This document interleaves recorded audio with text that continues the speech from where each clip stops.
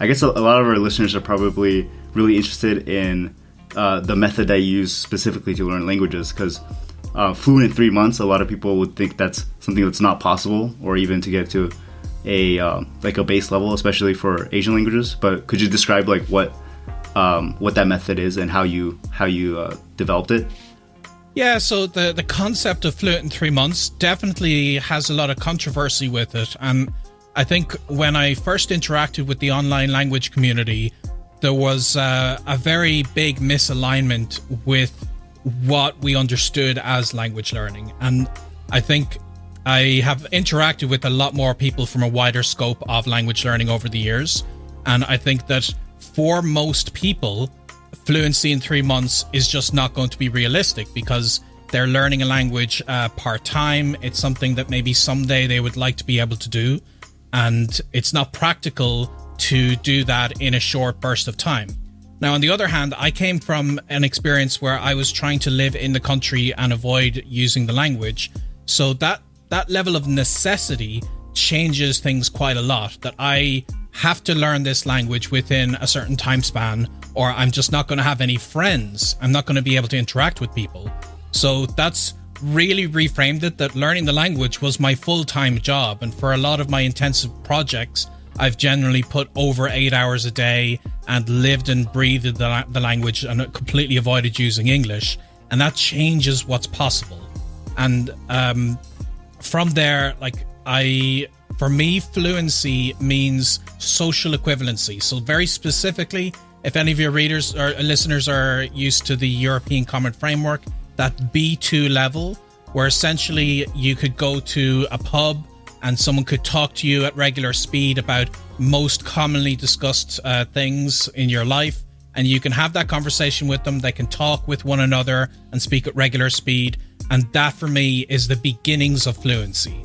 You can go on into the advanced C levels, and that's where you start to talk about more technical subjects. So I've got a C2 diploma, and I've studied this for the C2 exam in several of my languages. And what that means is I can work as an electronic engineer in those languages. And that's impressive and that's amazing.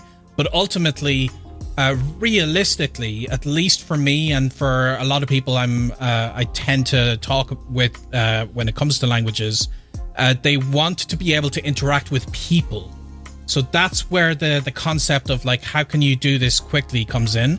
And the core of my approach is speak from day one.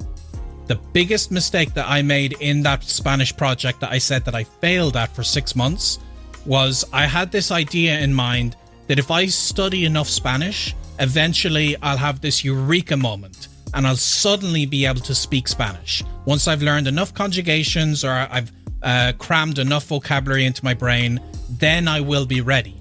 And like the analogy I like to give people is this is effectively like imagining you wanted to learn how to ride a bike, and the way you did that was by studying aerodynamics.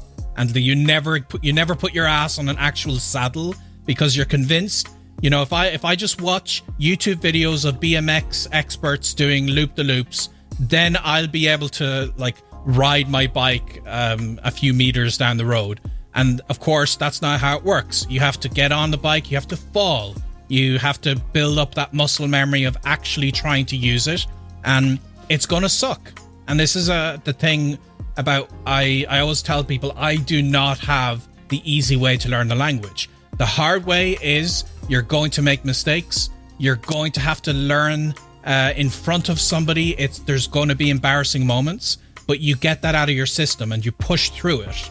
And this approach of speak from day one has completely transformed my language learning experience. And it's what the theme of the beginning stages are for me. The later stages tend to be, for me at least, are pretty standard and traditional. I would do very academic things to improve my reading skills, to polish my grammar. But the way I get momentum in the language initially is by speaking it from the absolute beginning, no matter how bad I am, no matter how few words I know. And that's something I've implemented for every language project ever since then.